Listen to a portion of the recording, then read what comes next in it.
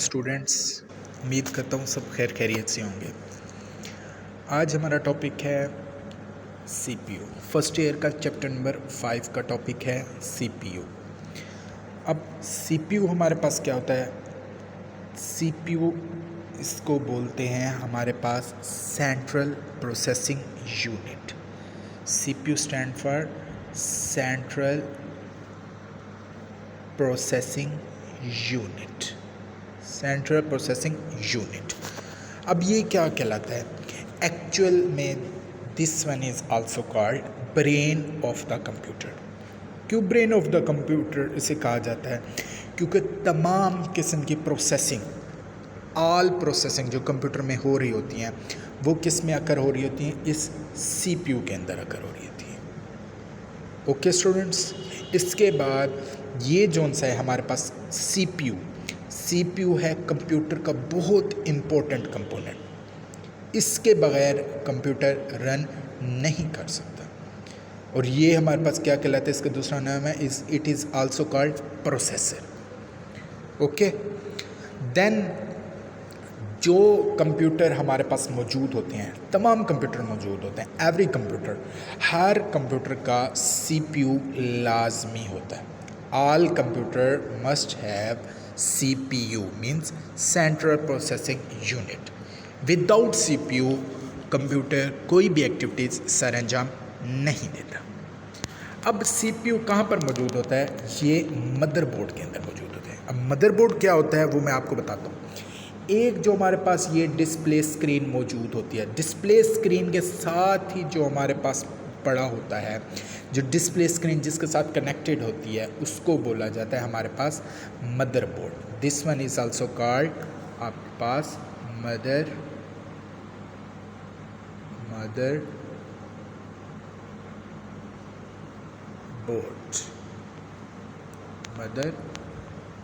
Board.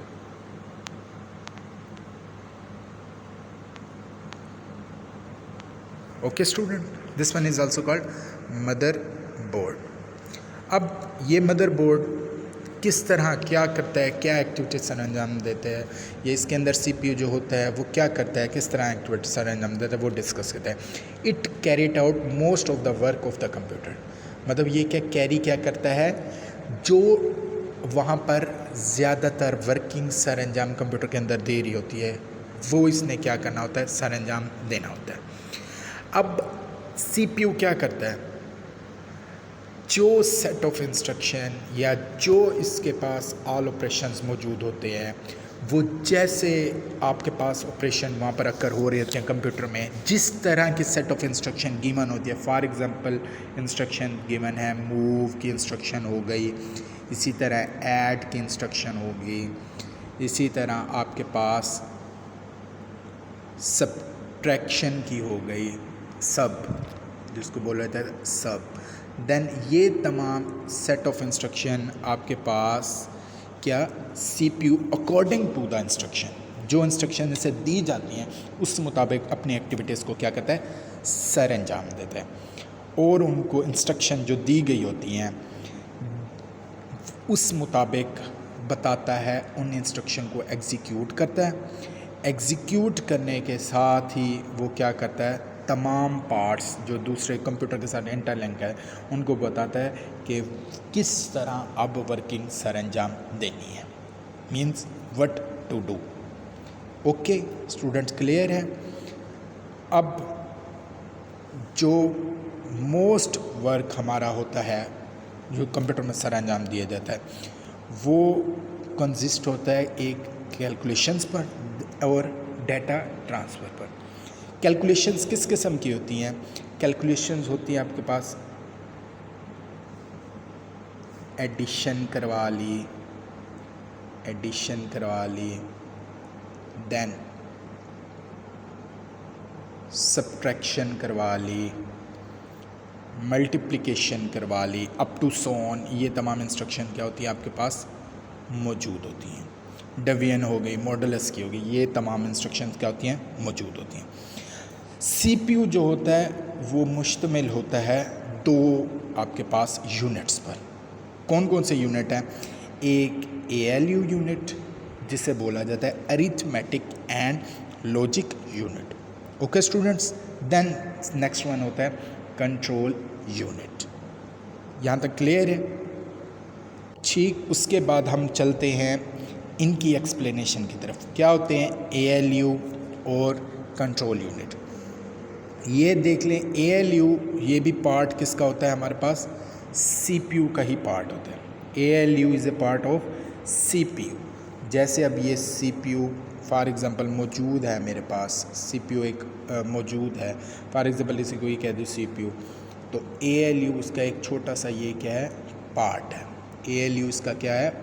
Part है। ठीक, उसके बाद ALU इसका क्या है? CPU का एक पार्ट है। जो सेट ऑफ इंस्ट्रक्शन हो रही होती हैं वो इसमें आपके पास एग्जीक्यूट हो रही होती है। टोटल सेट ऑफ इंस्ट्रक्शन इसमें क्या हो रही होती हैं? एग्जीक्यूट हो रही होती हैं। अब वो सेट ऑफ इंस्ट्रक्शन कौन सी होती हैं? All arithmetic and logical operation. अब अरिथमेटिक लॉजिकल ऑपरेशन कौन कौन से होते हैं?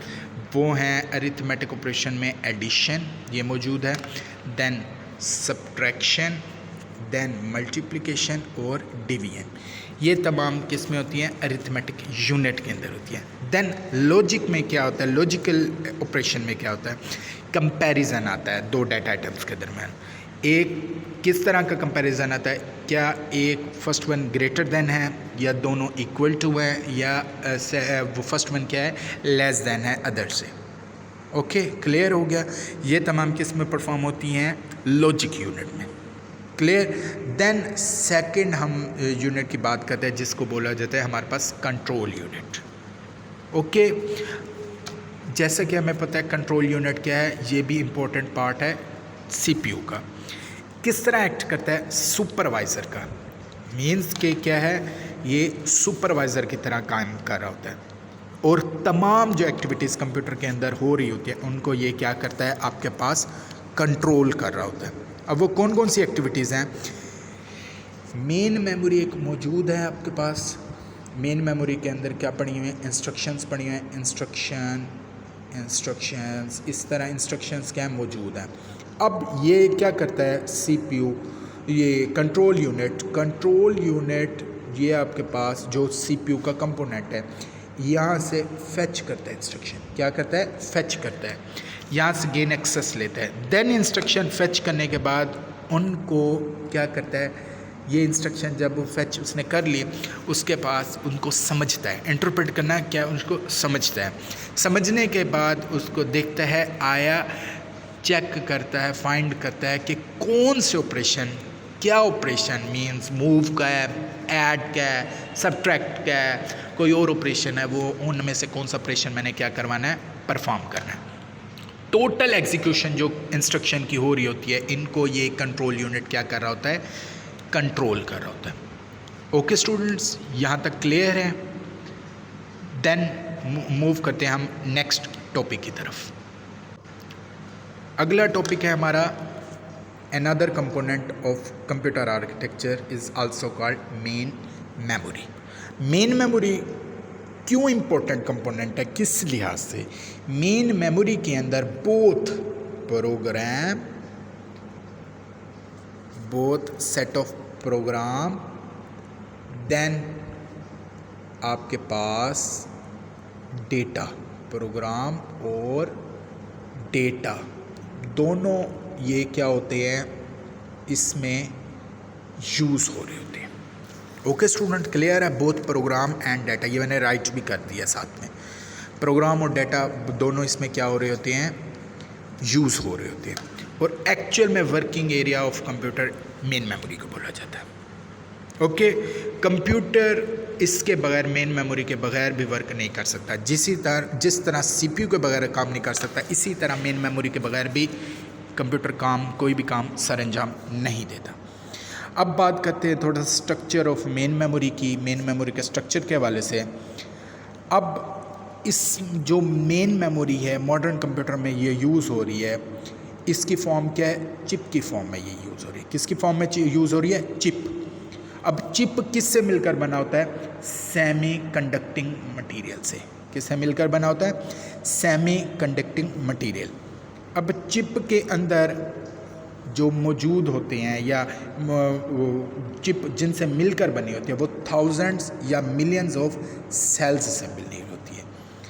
अब सेल्स क्या काम करते हैं? हर सेल आपके पास स्टोर करवाते हैं बाइनरी डिजिट। क्या स्टोर करवा रहे होते हैं? Binary digit. अब बाइनरी डिजिट क्या होते हैं? Binary digit. अब बाइनरी डिजिट क्या होते हैं? बाइनरी डिजिट आपके पास मौजूद होते हैं 0 और 1। 0 और 1 ये क्या करवा रहे होते हैं? वो स्टोर करवा रहे थे। ओके स्टूडेंट, यहाँ तक क्लियर है? अब ये क्या होता है? इसका स्ट्रक्चर है मेन मेमोरी का। देन जो सेल्स होते हैं मेन मेमोरी के अंदर वो इस तरह से ऑर्गेनाइज होते हैं कि वो ग्रुप बनाते हैं 8 बिट्स का। 8 बिट्स मीन्स 8 बिट्स से क्या मुराद है? 8 बिट्स से मुराद है इसमें 8 करैक्टर आते हैं। अब वो कौन से करैक्टर होते हैं? वो हो सकता है फॉर एग्जांपल 1 1 0 1 1 0 देन 1 1। ये टोटल क्या है? 8 मेरे पास क्या है? डिजिट मौजूद है। इनका ग्रुप बनाकर ये क्या चलता है? बिट्स का ग्रुप बनाकर ये क्या करता है? काम सर अंजाम देता है। अब ये 8 ये जो मेरे पास बने गए हैं, 8 ये बनाए गए हैं, इनको बोला जाता है 8 बिट्स। हर एक क्या कहलाता है? बिट। मिलकर क्या बनाते हैं? 1 बाइट। क्या बना रहे होते हैं? 1 बाइट। अब मैं यहाँ पर क्लियर आपको लिख देता हूँ कि 8 बिट मिलकर क्या बनाते हैं? 1 बाइट। क्लियर है स्टूडेंट? 8 बिट मिलकर 8 बिट्स मिलकर क्या बनाते हैं? 1 बाइट। ओके स्टूडेंट्स, उसके बाद हर बाइट को असाइन क्या होता है? एक यूनिक नंबर। क्या असाइन होता है? हर बाइट को एक यूनिक नंबर असाइन होता है जो उसका क्या कहलाता है?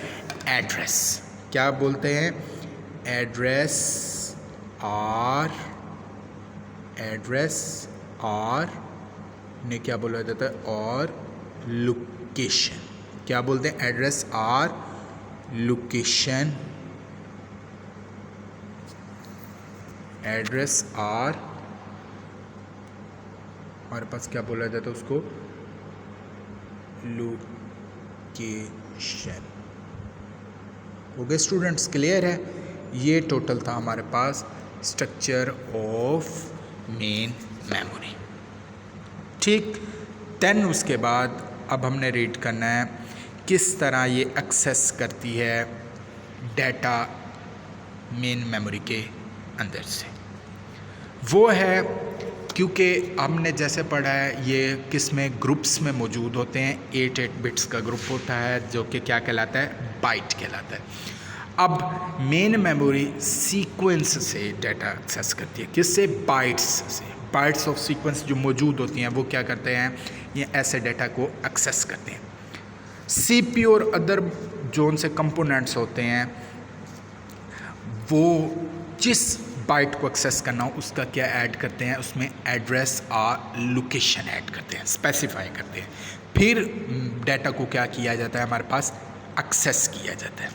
ओके स्टूडेंट्स, एक्सेस करने के साथ ही फिर उसको क्या किया जाता है? यूटिलाइज किया जाता है। और ये एक्सेस हमारे पास कैसे होती है?